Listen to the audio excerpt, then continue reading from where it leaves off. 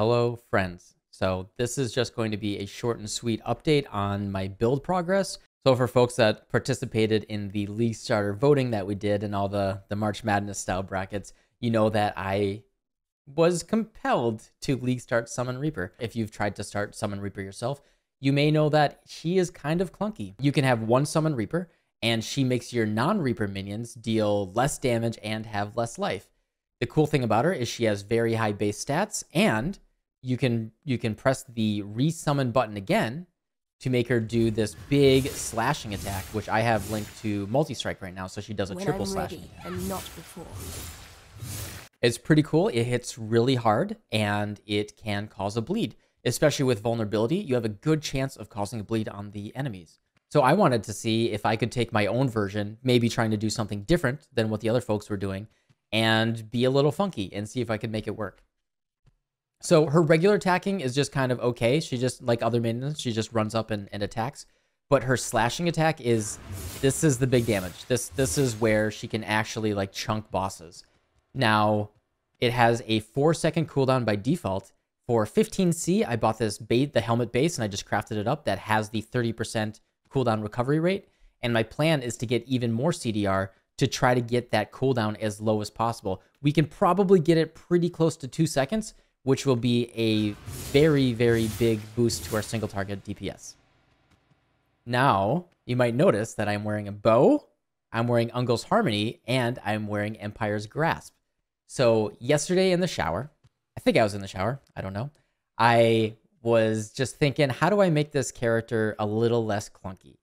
And I just thought, you know what, let's just try something like Cast on Crit. I'm going to lose a couple links to Cast on Crit support. I'm going to need increased critical strikes because I have really bad base crit, and Bottled Faith is gone, effectively. And that's what I started doing early this morning. A couple people got in chat, and they said, hey, there might be some tech where you can use a second Reaper gem somewhere else and cast it. And so I was doing my old build with just a wand running around like a normal Spectre-style Necromancer, and I used the second Reaper just over here. So you can take like a level 1 Reaper and just put it anywhere else, unlinked, and you can just manually cast it, and the Reaper that is already summoned will do her slash attack. And so it's using this 5-linked Reaper, even though I have the no-link Reaper that I'm casting right here for very little mana. So that's a cool little trick where you can save mana and just kind of manually cast it. You don't have to worry about the very expensive one. Then what other people apparently have figured out is that you can link it to Second Wind, and you could make her do that twice in a row and have 2 charges. What that gave me the idea of is combining the fact that I can just have a little baby Reaper with my original idea that I had last night of doing Cast on Crit. And so now we have Cast on Crit with a level 1 Reaper in our bow, and I'm doing I'm having it linked to Rain of Arrows, Summon Reaper with Cast on Crit, increase critical strike support because our critical strike chance is really bad, and then Desecrate and Volatile Dead, so I can take advantage of Plaguebringer and Corpse Pact. So I can attack more quickly, I can do more damage, my minion will do more damage, I'm not doing any.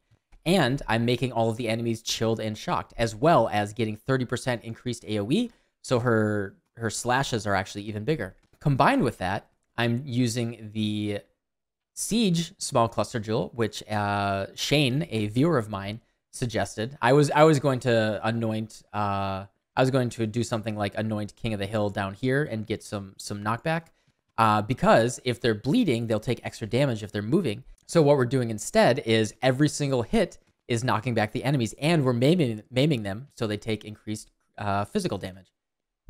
Now, that feels kind of bad, actually. If we go into Blood Aqueduct, and we just do this normally, and we attack some enemies, it pushes them away. That kind of sucks. So I was thinking, why don't we just reverse the knockback with the Rain of Arrows? And now, we are sucking all the minions in and pulling them into a tight little area for the Reaper to kill. And it actually works out really, really nicely, and the clear becomes pretty smooth. Now, it's a little funky with single target at the moment. Bosses kind of they kind of have large movements, and the Reaper, as you can see, she's doing her multi-strike, and she kind of gets locked into place for those 3 attacks. I want to get her attack speed as high as possible, so that's a thing that I'm looking on scaling. But she does like really chunk them, and she is putting out really nice damage. So the further idea here is I want to actually get a Maloney's Mechanism, and then I can put Ensnaring Arrow with some other stuff on there, and perhaps a Hex Touch with Despair. And so I can double curse with Despair from the Ensnaring Arrow, and I rolled a vulnerability on Hit Ring here earlier today by throwing it in, just taking a Warlord Ring and throwing it into Harvest. And the damage will be pretty decent. So let's just quickly run through a yellow map. It's just nothing special. And I will show that it's okay. It holds its own in maps. You know, the single target, figuring out how to scale the single target, I'm not 100% sure at the moment. I'm kind of, I'm really not sure. And in fact, this setup, I'm not 100% set on. There's a few ideas that I have that I really want to play with. In fact, we can do any sort of trigger. We can do cast while channeling. We can do Arcanist Brand. We can do cast while damage taken. So if we take a big hit, the Reaper will come and save us. Like, hey, hey, we need some help. We can do, yeah, we can do any sort of trigger. So that's pretty awesome. Think there's a lot of possibilities here, and I'm really excited about this new skill and what we can do with it. It's entirely possible that we won't be able to scale the single target too far yet, but with this setup, I have taken down all 4 Conquerors, and we can see the single target right now in an out Act 6 map. You know, not too bad.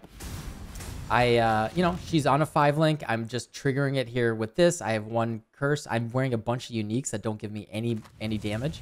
My tree is still really scuffed. I don't have anything anointed. I've spent the entire past 3 days just trying to figure out what is this new skill, what can we do with it. But I'm trying really hard, not paying attention to any of the negativity and focusing on, hey, this new skill, she looks really cool. I assume that GGG tested it and they made sure that she could take down bosses. They also really like keeping their secrets. So maybe there is something, you know, maybe there's something that we haven't discovered yet. So I'm kind of holding on to my final judgment on this, and I'm excited to take her to at least killing Cirrus. So my goal is to tomorrow on stream at twitch.tv/subtractem is to kill Cirrus on stream, and then just sit there and brainstorm and figure out where we can go next. Like with cast while channeling, maybe we can do something interesting with stacking impales, Cyclone, doing some sort of, maybe we could do reverse knockback, Vol Cyclone, something in there, do like really crazy things. So you know, the possibilities are endless, and I'm just really excited for seeing what happens with this build and where we can go with it. So yeah, that's it. If you liked my quick little rundown of what my build is and where it's going, and you want to follow along and see what happens with it, see if we can make Reaper good, make Reaper great again, let's try. Hit me with a subscribe and check out what happens in the next video. Thank you. Bye. I would like to give a special shout out to my patrons: Tricky Nick, Amarius, Bifrost50, Mark Hahn, Nafin L, Rentner, The Wrong Thing, William Lee, Aaron White, Colin, Xferdidius, Gazer1990, Michael Rack, Mr. Doubleina, Nikolai, Sixlink Andrew, and Whoop.